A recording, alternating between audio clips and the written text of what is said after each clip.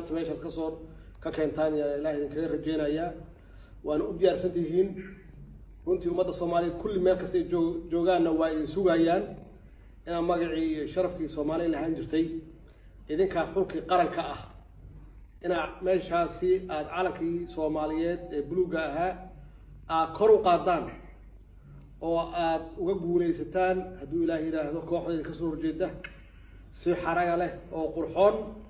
oo wanaagsan oo sharaf badan inaad uga guuleystaan yaa ilaahay idinkaga rajeynayaa runtii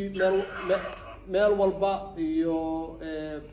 qof kastoo Soomaaliyeedna waa idinka hadlaan waa idin fiirsanayaa waxaa matalaysaan qaran Soomaaliyeed waxaa matalaysaan dal Soomaaliyeed yaad matalaysaan marka insha Allah hadduu ilaahay yiraahdo waxaan rajeynayaa